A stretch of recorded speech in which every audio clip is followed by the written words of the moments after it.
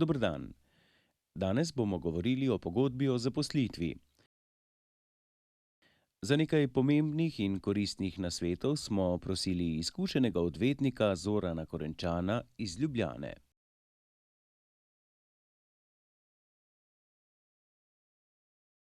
Zakon o delovnih razmerjih je predpis, ki ureja pogodbeni odnos med delodajalcem in pa delavci. Ureja tako razmerja med zasebnimi delodajalci kot tudi med delodajalci, kot so državni organi, lokalne skupnosti, zavodi in podobno.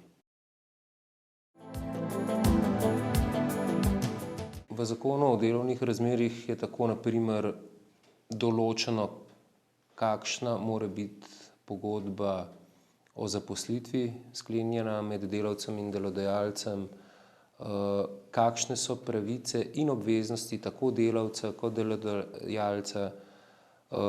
Zakon opredeljuje situacije, ko je prepovedi, ki so naslovljene na delodajalca v smislu prepovedi diskriminatornega obravnavanja delavca, potem ureja oblike pogodb o zaposlitvi, ali je to pogodba o zaposlitvi za nedoločen ali za določen čas, potem odpovedi pogodbe o zaposlitvi, razlogi, zaradi katerih je mogoče pogodbo o zaposlitvi odpovedati, kar je ključnega pomena, in pa seveda posebne kategorije delavcev, ki so varovane. To so starejši delavci, invalidi, ženske in tako naprej.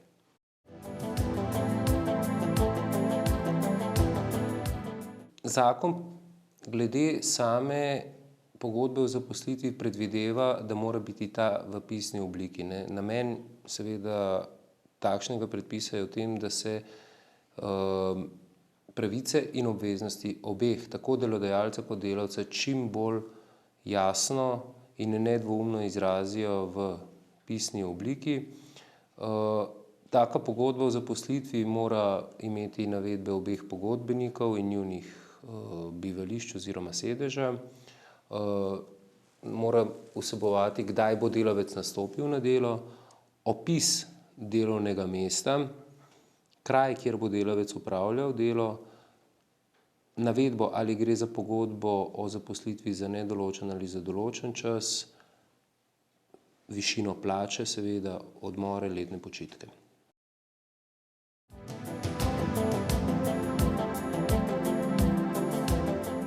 No, v vsakem primeru je treba pogodbo o zaposlitvi pred podpisom natančno prebrati, ker že v splošnem velja, da velja le tisto, kar je dogovorjeno v predpisani, torej pisni obliki, in ne na kakšen drugačen način. Lahko so primeri, ki niso tako redki, da delodajalec na primer delavcu obljublja, da bo imel višjo plačo, kot je navedena v sami pogodbi o zaposlitvi, pa se kasneje izkaže, da temu ni tako in se bo delavec na recimo neka taka ustna zagotovila neuspešno skliceval lahko.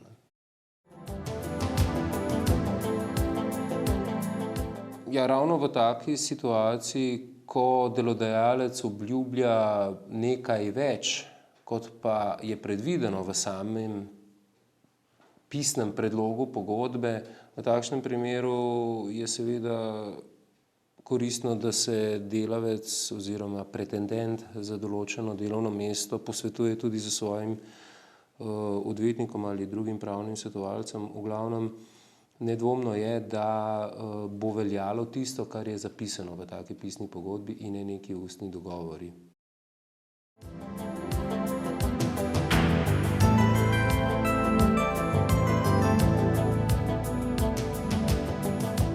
V zvezi z odpovedjo pogodbe o zaposlitvi je potrebno prvenstveno poudariti, da je to bistveni del Zakona o delovnih razmerjih, ta tematika je bistveni del Zakona o delovnih razmerjih. Zdaj, odpoved pogodbe o zaposlitvi lahko data tako delavec kot delodajalec. Razlogi za odpoved so lahko različni. Ko pogodbo odpoveduje delavec, niti ni potrebno navajati posebnega razloga. Razen ko gre za izredno odpoved s strani delodajalca, izredno odpoved s strani delavca, ker v tem primeru ima delavec še dodatne pravice. Gre za primere, ko delodajalec huje krši svoje obveznosti v razmerju do delavca. No, najbolj aktualna, pa tudi najbolj obravnavana tematika pa je odpoved pogodbe o zaposlitvi s strani delodajalca. V zakonu je predvidenih več razlogov, ko lahko delodajalec odpove pogodbo o zaposlitvi. To so poslovni razlogi, krivdni razlogi ali pa razlog nesposobnosti. Zdaj, v konkretni situaciji iz lastne prakse lahko povem, da so trenutno seveda glede na gospodarsko krizo in stanje, v katerem smo, najbolj pogosti razlog za odpoved poslovni razlog, torej razlog, v katerem se delodajalec sklicuje na to, da je njegovo poslovanje postalo slabše, da nima več toliko strank, da nima plačil, in v takem primeru lahko delodajalec, če so te njegove trditve resnične in utemeljene, delavcu odpove pogodbo o zaposlitvi. Zdaj, pravna sredstva, ki jih ima v tem primeru delavec oziroma v primeru katerekoli odpovedi, ki jo dobi od delodajalca, je sprožitev sodnega postopka, ki ga pa mora delavec sprožiti v roku 30 dni od prejema odpovedi pred delovnim sodiščem. Če ta rok delavec zamudi, potem pravnega varstva več ne more uživati.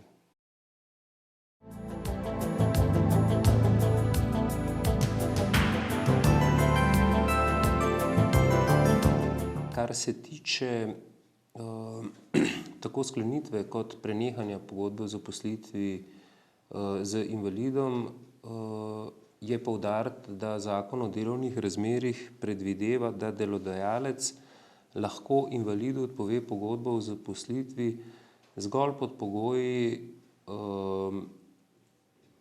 same pogodbe o zaposlitvi, ki jo je sklenil z njim, in pod pogoji, ki jih predpisujejo predpisi, ki urejajo pokojninsko in invalidsko zavarovanje. Gre za dva predpisa, in sicer Zakon o zaposlitveni rehabilitaciji in zaposlovanju invalidov in Zakon o invalidskem in pokojninskem zavarovanju. Torej, to sta dva predpisa, ki urejata postopek tako zaposlovanja kot tudi odpovedi pogodbe o zaposlitvi. Zdaj, predpisa sta v tej zvezi razmeroma komplicirana, namen pa je predvsem v zaščiti delovnega statusa invalida.